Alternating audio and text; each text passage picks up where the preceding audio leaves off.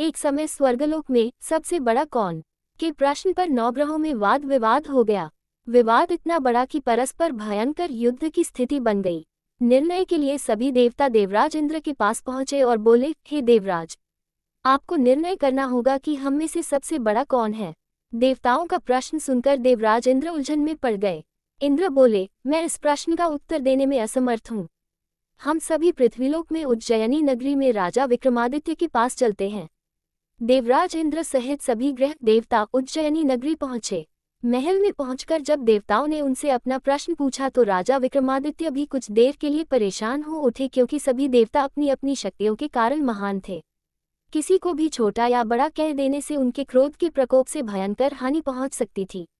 अचानक राजा विक्रमादित्य को एक उपाय सूझा और उन्होंने विभिन्न धातुओं स्वर्ण, रजत, चांदी, कांसा, ताम्र, तांबा, सीसा, रांगा, जस्ता, अभ्रक व लोहे के 9 आसन बनवाए। धातुओं के गुणों के अनुसार सभी आसनों को एक दूसरे के पीछे रखवाकर उन्होंने देवताओं को अपने अपने सिंहासन पर बैठने को कहा। देवताओं के बैठने के बाद राजा विक्रमादित्य ने कहा, आपका निर्णय तो स्वयं हो गया। जो सबसे पहले सिंहासन पर विराजमान है वही सबसे बड़ा है।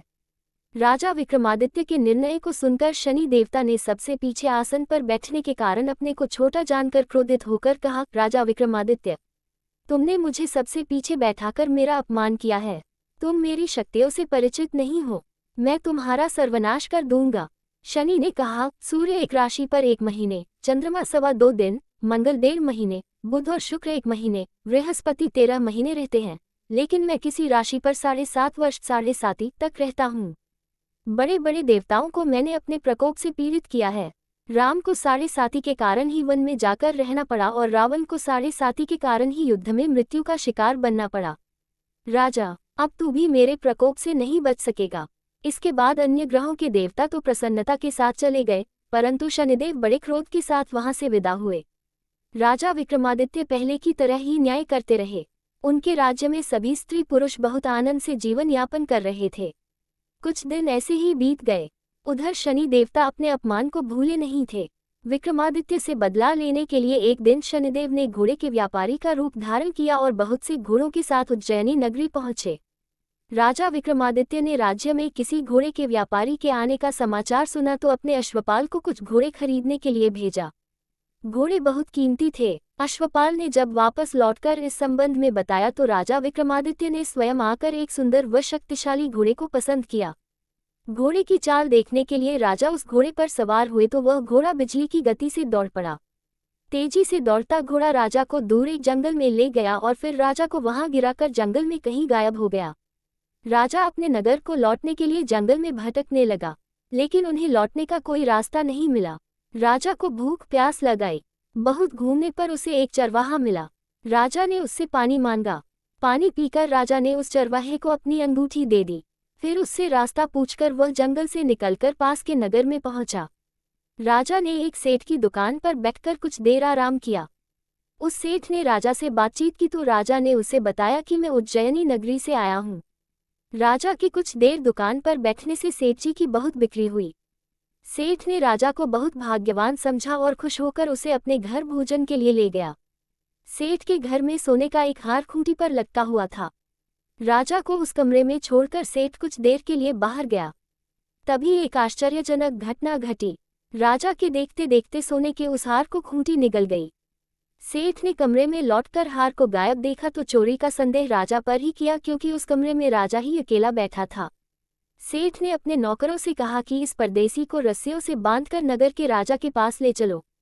राजा ने विक्रमादित्य से हार के बारे में पूछा तो उसने बताया कि उसके देखते ही देखते खूंटी ने हार को निगल लिया था। इस पर राजा ने क्रोधित होकर चोरी करने के अपराध में विक्रमादित्य के हाथ पांव काटने का आदेश दे दिया। राजा विक्रमादित्य के हाथ पांव काटकर उसे नगर की सड़क पर छोड़ दिया गया। कुछ दिन बाद एक तेली उसे उठाकर अपने घर ले गया और उसे अपने कोल्हू पर बैठा दिया। राजा आवाज देकर बैलों को हाँकता रहता। इस तरह तेली का बैल चलता रहा और राजा को भोजन मिलता रहा। शनि के प्रकोप की 7.5 पूरी होने पर वर्षा ऋतु प्रारंभ हुई। राजा विक्रमादित्य एक रात मेघ मल्हार गा रहा था कि तभी नगर के राजा की लड़की राजकुमारी मोहिनी रथ पर सवार उस तेली के घर के पास से गुजरी। उसने मेघ मल्हार सुना तो उसे बहुत अच्छा लगा और दासी को भेजकर गाने वाले को बुला लाने को कहा। दासी ने लौटकर राजकुमारी को अपंग राजा के बारे में सब कुछ बता दिया। राजकुमारी उसके मेघ मल्हार से बहुत मोहित हुई, अतः उसने सब कुछ जानकर भी अपंग राजा से विवाह करने का निश्चय कर लिया। राजकुमारी ने अपने माता पिता से जब ये बात कही तो वे हैरान रह गए। रानी ने मोहिनी को समझाया, बेटी, तेरे भाग्य में तो किसी राजा की रानी होना लिखा है, फिर तू उस अपंग से विवाह करके अपने पांव पर कुल्हाड़ी क्यों मार रही है। राजकुमारी ने अपनी जिद नहीं छोड़ी। अपनी जिद पूरी कराने के लिए उसने भोजन करना छोड़ दिया और प्राण त्याग देने का निश्चय कर लिया। आखिर राजा रानी को विवश होकर अपंग विक्रमादित्य से राजकुमारी का विवाह करना पड़ा। विवाह के बाद राजा विक्रमादित्य और राजकुमारी तेली के घर में रहने लगे। उसी रात स्वप्न में शनिदेव ने राजा से कहा, राजा, तुमने मेरा प्रकोप देख लिया, मैंने तुम्हें अपने अपमान का दंड दिया है। राजा ने शनिदेव से क्षमा करने को कहा और प्रार्थना की, हे शनिदेव, आपने जितना दुख मुझे दिया है अन्य किसी को न देना। शनिदेव ने कुछ सोचकर कहा, राजा, मैं तुम्हारी प्रार्थना स्वीकार करता हूँ। जो कोई स्त्री पुरुष मेरी पूजा करेगा, शनिवार को व्रत करके मेरी व्रतकथा सुनेगा, उस पर मेरी अनुकंपा बनी रहेगी। प्रातःकाल राजा विक्रमादित्य की नींद खुली तो अपने हाथ पांव देखकर राजा को बहुत खुशी हुई। उसने मन ही मन शनिदेव को प्रणाम किया। राजकुमारी भी राजा के हाथ पांव सही सलामत देखकर आश्चर्य में डूब गई। तब राजा विक्रमादित्य ने अपना परिचय देते हुए शनिदेव के प्रकोप की सारी कहानी सुनाई। सेठ को जब इस बात का पता चला तो दौड़ता हुआ तेली के घर पहुंचा और राजा के चरणों में गिरकर क्षमा मांगने लगा। राजा ने उसे क्षमा कर दिया क्योंकि यह सब तो शनिदेव के प्रकोप के कारण हुआ था। सेठ राजा को अपने घर ले गया और उसे भोजन कराया। भोजन करते समय वहां एक आश्चर्यजनक घटना घटी। सबके देखते देखते उस खूंटी ने हार उगल दिया। सेठ जी ने अपनी बेटी का विवाह भी राजा के साथ कर दिया और बहुत से स्वर्ण आभूषण, धन आदि देकर राजा को विदा किया। राजा विक्रमादित्य राजकुमारी मोहिनी और सेठ की बेटी के साथ उज्जैनी पहुंचे तो नगरवासियों ने हर्ष से उनका स्वागत किया। अगले दिन राजा विक्रमादित्य ने पूरे राज्य में घोषणा कराई कि शनिदेव सब देवों में सर्वश्रेष्ठ हैं। प्रत्येक स्त्री पुरुष शनिवार को उनका व्रत करे और व्रतकथा अवश्य सुने। राजा विक्रमादित्य की घोषणा से शनिदेव बहुत प्रसन्न हुए। शनिवार का व्रत करने और व्रतकथा सुनने के कारण सभी लोगों की मनोकामनाएं शनिदेव की अनुकंपा से पूरी होने लगी। सभी लोग आनंदपूर्वक रहने